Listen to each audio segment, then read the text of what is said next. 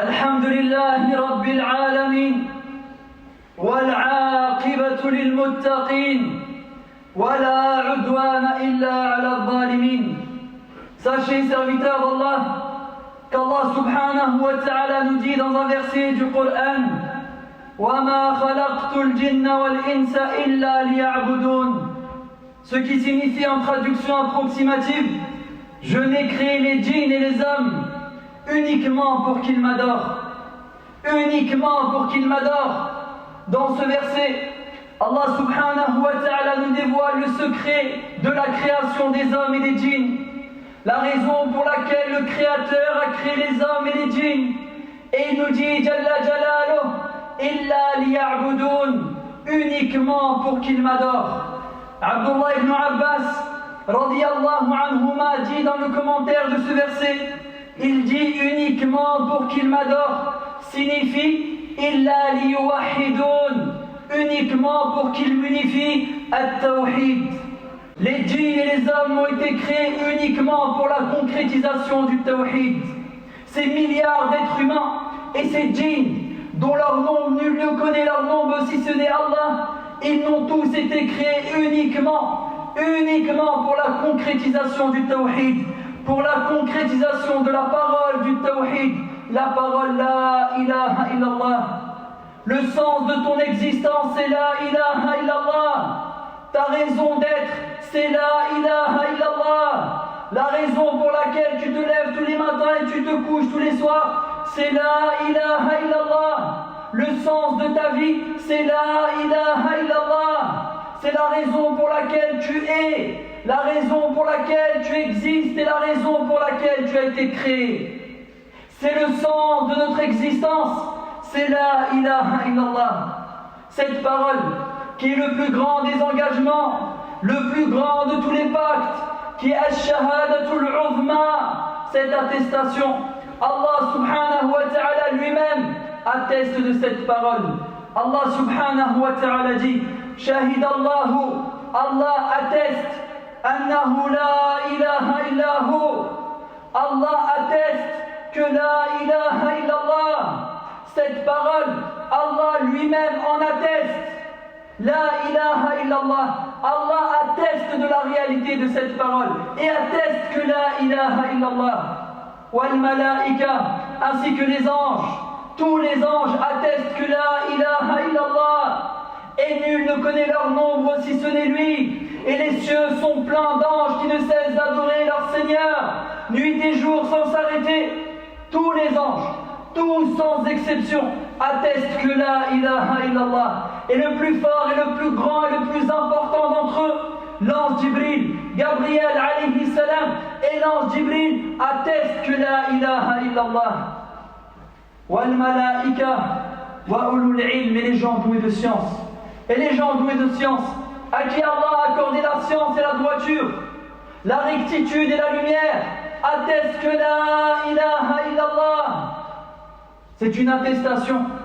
Cette parole est une attestation qu'Allah atteste de lui-même, que l'ensemble de tous les anges attestent, et les gens doués de science. Oh combien cette attestation est grande! Oh combien cette attestation est importante! Oh combien cette attestation est puissante! Que dire d'une attestation dont Allah lui-même atteste de cette attestation? Qala al-ulama, les savants ont dit de cette attestation, a'zamu shahada, elle est le plus grand témoignage, le plus grand témoignage, min a'zami shahid, du plus grand de tous les témoins. Elle est le plus grand témoignage. A'zamu shahada, min a'zami shahid, du plus grand des témoins, Allah. Li a'zami mashhudin bihi, concernant la plus grande des thématiques et le plus grand des témoignages apportés, le tawhid. A'zamu shahada, c'est le plus grand témoignage. Min a'zami shahid, du plus grand des témoins, Allah, concernant la plus grande des thématiques et le plus grand des témoignages qui peut être apporté. Ce témoignage, c'est la ilaha illallah. La ilaha illallah, serviteur d'Allah. Hiya a'zamul hasanat, elle est la meilleure de toutes les bonnes actions. Allah subhanahu wa ta'ala dit Man ja'a bil hasana, ce qui signifie en traduction approximative quiconque viendra avec le bien, al-hasana, falahu khayrun minha, Allah lui réservera, il obtiendra alors meilleur que cela. Celui qui vient avec al-hasana obtiendra meilleur encore. Ibn Mas'ud ainsi que Ibn Abbas, Abu Huraira et d'autres ont dit ce qui est voulu par al-hasana dans ce verset. Man ja'a bil hasana, quiconque vient avec al-hasana. Il dit ce qui est voulu par al-hasana dans ce verset, la ilaha illallah. Al-hasanatu la ilaha illallah. Celui qui vient yawm al-qiyamah avec la ilaha illallah, ilman wa amala, obtiendra la vie éternelle. Allah lui promet l'éternité. Allah lui promet de devenir un roi éternel et de vivre éternellement près de lui dans des jardins rapprochés, de pouvoir le voir, l'entendre et lui parler. Celui qui vient avec la ilaha illallah, Allah lui réserve le bien dans ce bas-monde, le bien dans la tombe, le bien dans l'au-delà, et Allah lui réserve le paradis pour y demeurer éternellement. Éternellement, éternité sans mort, éternité plus de maladie, éternité plus de pauvreté, éternité plus de vieillesse, plus de faiblesse, éternellement au paradis, éternellement au paradis. La ilaha illallah, najatun minan nar, elle est la parole qui sauve de l'enfer. Cette parole, rendez-vous bien compte, elle sauve les âmes de l'enfer. C'est la clé du paradis qui permet de sauver nos âmes de l'enfer. Muslim rapporte dans son sahih qu'un jour le prophète sallallahu alayhi wa sallam a entendu l'adhan. Et dans l'adhan, le mu'adhin dit à un moment Ashhadu an la ilaha illallah. Ashhadu an la ilaha illallah. Et le prophète sallallahu alayhi wa sallam, lorsqu'il a entendu ce mu'adhin faire l'adhan et que le mu'adhin a dit Ashhadu an la ilaha illallah, le prophète sallallahu alayhi wa sallam a entendu cette parole et ce témoignage prononcé par le mu'adhin. Et Rasulullah sallallahu alayhi wa sallam a dit Kharaja minan nar, cet homme a sauvé son âme de l'enfer. Kharaja minan nar, cet homme a sauvé son âme de l'enfer. À quel moment le prophète alayhi salatu wa sallam a dit cela? Lorsque le mu'adhin a dit Ashhadu an la ilaha illallah. Elle est la parole qui sauve les âmes de l'enfer. Tu ne pourras sauver ton âme de l'enfer que par elle. Et ta famille ne pourront sauver leur âme de l'enfer que par elle. Et tes parents et tes enfants ne pourront accéder au paradis que par elle. Il n'y a d'entrée au paradis que par la ilaha illallah. La ilaha illallah est lourde. C'est une parole qui est extrêmement lourde, très légère à prononcer sur la langue, mais très lourde en réalité sur la balance yawm al-qiyamah. Abu Sa'id al-Khudri radiyallahu anhu a dit que le prophète sallallahu alayhi wa sallam a dit que Moïse a dit un jour à Allah, Moïse a dit à Rab, Seigneur, Ya Allah, Moussa a dit allimni shay'an adhkuruka wa ad'uka bihi. Moïse a dit à Allah, Ya Allah, enseigne-moi une parole par laquelle je pourrais t'invoquer et t'évoquer. Allah lui a dit à Moussa, Allah lui a dit à Moïse, Qul la ilaha illallah. Oh Moïse, dis la ilaha illallah. Moussa alayhi salam a dit, Ya Rab, Seigneur, kullu ibadika yaquluna hadha. Tous tes serviteurs disent la ilaha illallah. Moussa alayhi salam, il cherchait une intimité avec Allah. Alors Allah subhanahu wa ta'ala a dit à Moussa, Moïse alayhi salam, il lui a dit à Moussa, ô Moïse, law anna as-samawati sab wa 'amirahunna ghayri. Ô Moïse, si les sept cieux et ce qu'ils contiennent en dehors de moi, les sept cieux, et nul ne connaît leur immensité si ce n'est lui, Jalla Jalaluh. Les cieux sont immenses, immenses. Si les sept cieux et tout ce qu'ils contiennent, hormis moi, fi kifa, et les sept terres, fi kifa, sur un côté, étaient posés sur un côté de la balance. Les 7 cieux et ce qu'ils contiennent en dehors d'Allah, ainsi que les 7 terres. Les 7 terres étaient posées sur un côté de la balance, et que la ilaha illallah était posée de l'autre côté de la balance. Il dit sallallahu alayhi wa sallam: Malat bihinna la ilaha illallah. La ilaha illallah prendrait le dessus. Elle est plus lourde que les cieux et la terre. Elle est plus lourde que les océans et les montagnes et les univers. Elle est plus lourde que la création. Elle est plus lourde que les 7 cieux et les 7 terres. Quelle place a cette parole dans ton cœur? Quelle valeur lui as-tu donnée? Quelle importance lui as-tu accordée? Auprès d'Allah, elle est plus lourde que les 7 cieux et les 7 terres. Mais dans ton cœur, quelle importance a-t-elle? Quelle valeur a-t-elle? Quelle réalité a-t-elle dans ton cœur? Pas n'importe quelle parole. Une parole dont si les 7 cieux et les 7 terres étaient posés sur un côté de la balance, elle prendrait le dessus. Elle est plus lourde que les 7 cieux et les 7 terres. Les savants ont expliqué ce hadith, le hadith de Moussa alayhi salam, et on dit: Fihi anna al-anbiya, écoutez bien, Fihi anna al-anbiya yahtajuna lit-tanbih ala fadli la ilaha illallah. Ils disent: nous tirons comme enseignement de ce hadith, nous tirons comme enseignement de ce hadith, le hadith de Moussa, que les prophètes ont besoin qu'on leur rappelle l'importance de la ilaha illallah. Allah a rappelé à Moussa l'importance de la ilaha illallah. Et les savants disent que les prophètes ont besoin qu'on leur rappelle l'importance de la ilaha illallah. Si eux ont besoin, que dire de nous? Si eux ont besoin qu'on leur rappelle l'importance de la ilaha illallah, que dire de toi et de moi? Que dire de nous? On a besoin de l'importance, du rappel. On a besoin qu'on nous rappelle l'importance de cette parole et sa grandeur. La ilaha illallah, serviteur d'Allah, elle est la plus grande thématique qui peut être abordée. Elle est la meilleure thématique qui puisse être abordée. Elle est la plus noble de toutes les thématiques. Wallahi, la plus pure.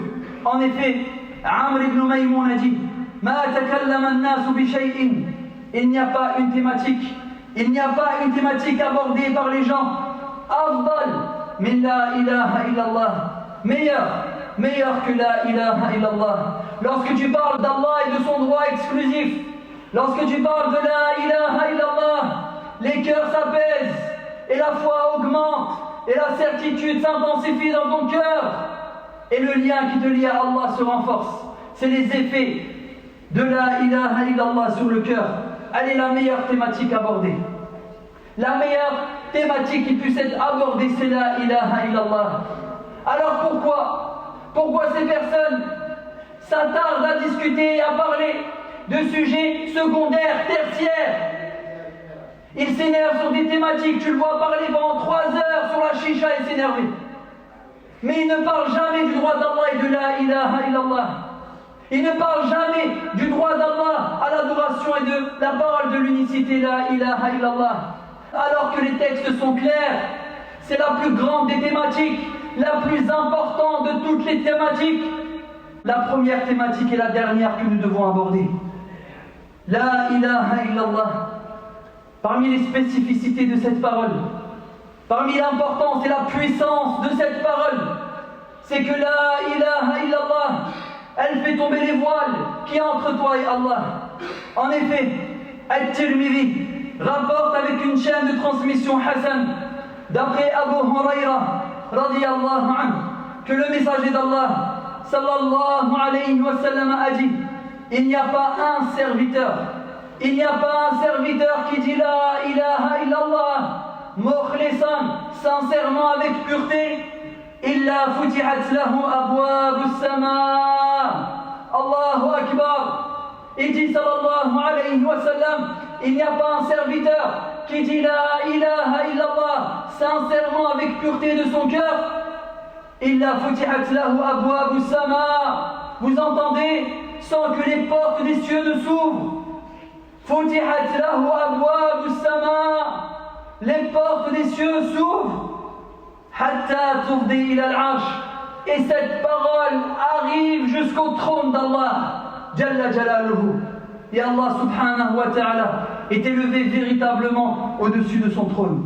Majtanab al-kaba'ir, tant que la personne s'est écartée des grands péchés. La ilaha illallah. Cette parole est le meilleur dhikr qui peut être prononcé. At-Tirmidhi et d'autres rapportent, d'après Jabir ibn Abdillah, que le messager d'Allah sallallahu alayhi wa sallam a dit Afdal dhikr, le meilleur dhikr c'est la ilaha illallah. Quelle force ça te demande de répéter cette parole.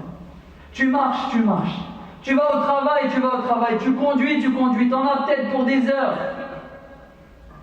Qu'est-ce que ça te coûte de bouger juste ta langue et de prononcer ce dhikr et de dire la ilaha illallah, la ilaha illallah, la ilaha illallah. Quelle force physique ça te demande? Quel temps ça te demande? Qu'est-ce que ça te coûte? Le meilleur dhikr qui peut être prononcé, c'est cette parole. Comme l'a dit sallallahu alayhi wa sallam, afdalu dhikr, le meilleur dhikr, c'est la ilaha illallah. La ilaha illallah, c'est également la meilleure préparation que tu puisses préparer pour la rencontre de ton Seigneur Yawm al-Qiyamah, car tu vas mourir. Wallahi, tu vas mourir. Tu peux faire ce que tu veux. Tu peux t'entourer des meilleurs médecins, t'entourer des commerçants, des émirs et des rois. Tu peux obtenir un passeport diplomatique. Tu peux faire ce que tu veux, tu vas mourir.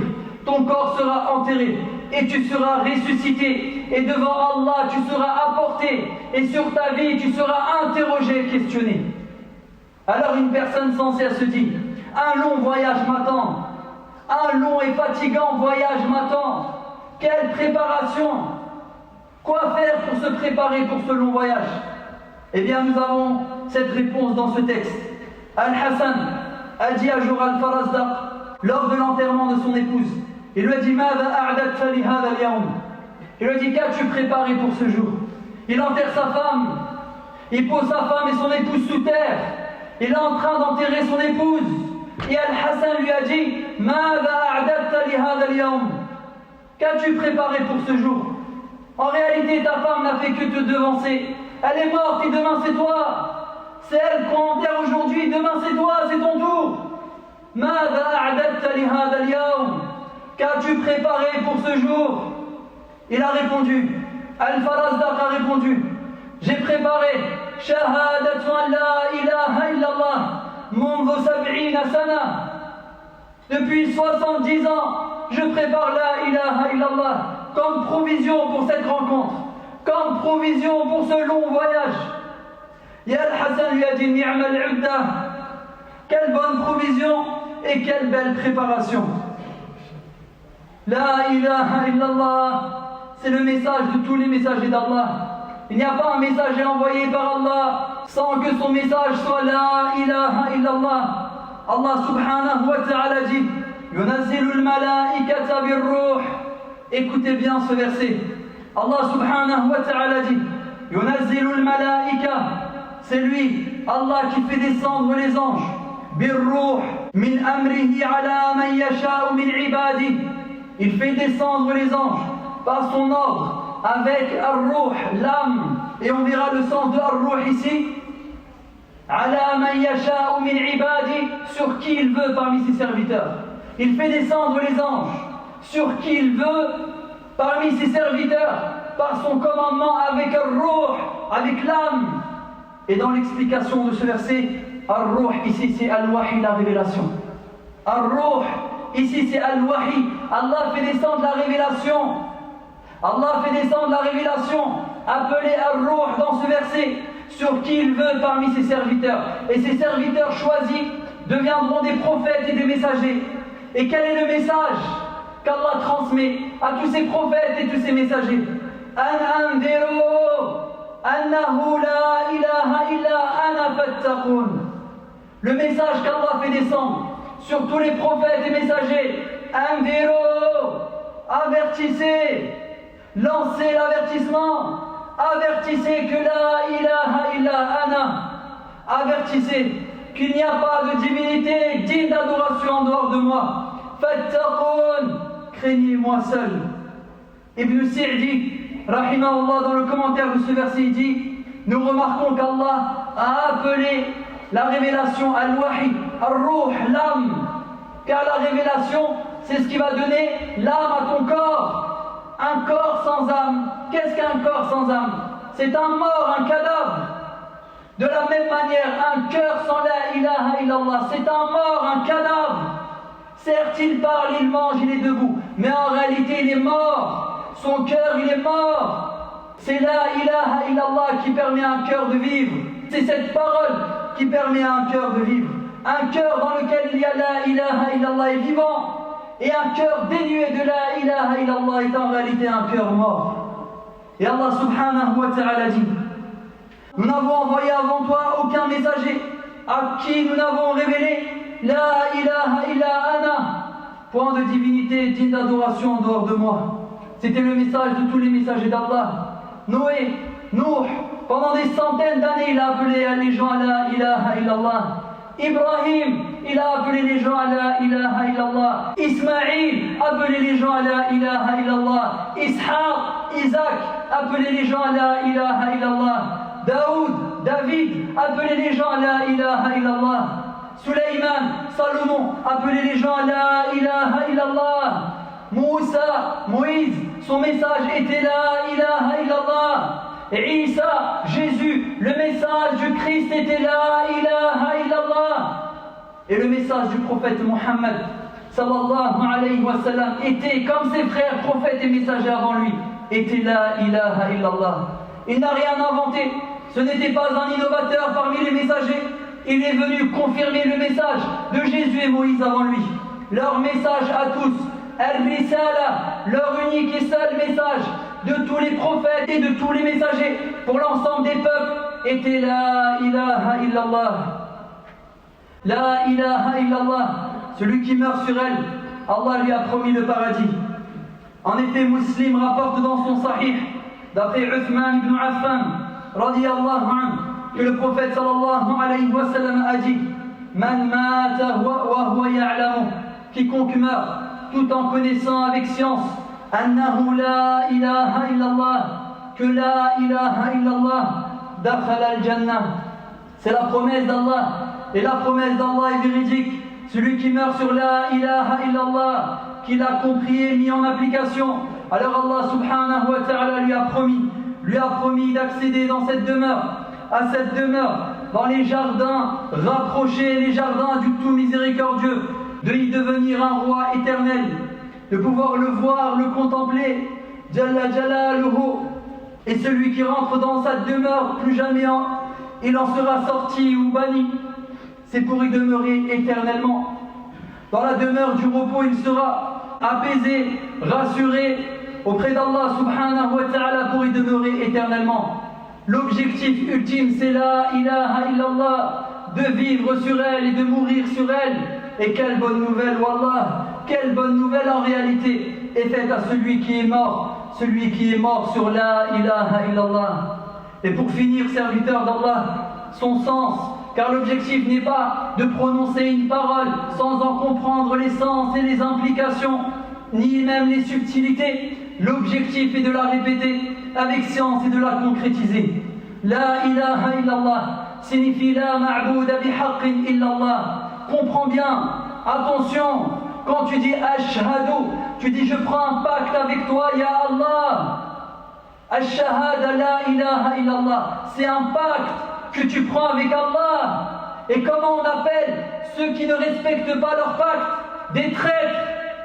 Si tu trahis la ilaha illallah et que tu l'annules, tu deviendras un traître et tu auras trahi le plus grand des pactes que tu auras pris avec Allah subhanahu wa ta'ala. La ilaha illallah, c'est un pacte que nous prenons avec Allah, où nous nous engageons et revivifions à chaque fois ce pacte de n'adorer personne en dehors de lui et de reconnaître que personne en dehors de lui ne mérite l'adoration. Personne, absolument personne, aucunement personne, absolument personne, sans exception. La malakun muqarrab, ni même un ange rapproché, wala nabiyyun mursal, ni même un messager envoyé. La Muhammad wala Jibril, ni Mohammed, ni Jibril ne méritent d'être adorés en dehors d'Allah. Ni Al-Hassan ou Al-Hussein, ni Al-Hassan, ni Al-Hussein ne méritent d'être adorés en dehors d'Allah. Ni Ali, ni Fatima ne méritent d'être adorés en dehors d'Allah. Ni Jésus ne mérite d'être adoré en dehors d'Allah. Ni Moïse ne mérite d'être adoré en dehors d'Allah. Ni les anges, et le meilleur d'entre Jibril, ni les hommes, et le meilleur d'entre le prophète Mohammed sallallahu alayhi wa sallam ne méritent d'être adorés en dehors d'Allah. À aucun moment ils ne doivent recevoir une adoration. Ils ne doivent être ni adorés ni invoqués. La ilaha illallah, notre adoration et invocation et toutes nos adorations doivent être vouées uniquement pour Allah subhanahu wa ta'ala. Ni les hommes, ni les djinns, ni les anges, ni la pierre, ni la terre, ni la croix, ni le bois. La ilaha illallah, ahadun ahad. Uniquement Allah, c'est lui seul qui mérite d'être adoré et personne d'autre en dehors de lui. Cette parole alors, vous l'aurez compris, elle fait tomber l'ensemble des intermédiaires. Al-wasa'it baynaka wa bayna Allah. Cette parole détruit les intermédiaires dans l'adoration entre toi et Allah. Donc cette parole implique de faire tomber l'ensemble des intermédiaires entre toi et Allah. De reconnaître notamment que le seul créateur est Allah, que le seul pourvoyeur est Allah, que le seul protecteur est Allah. Il n'y a pas aux mains des sorciers, de marabouts, de protection. Et vous l'avez vu, ils ont demandé la protection auprès de marabouts et ils sont tombés malades. Le protecteur c'est Allah. Celui qui protège c'est Allah. Celui qui guérit c'est Allah.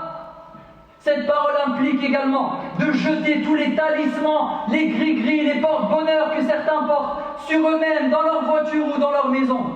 Il n'y a dans cette pierre et dans cette main de Fatma, cet œil bleu, cette bague ou ce bracelet ou collier, ni protection, ni guérison. Tu es en train de te faire du mal, tu es en train de te faire du tort. Depuis quand la pierre et du fer te protègent? Le protecteur c'est Allah, celui qui guérit c'est Allah. Et l'ensemble de toutes les adorations, sans exception, doivent être vouées à Allah subhanahu wa ta'ala seul.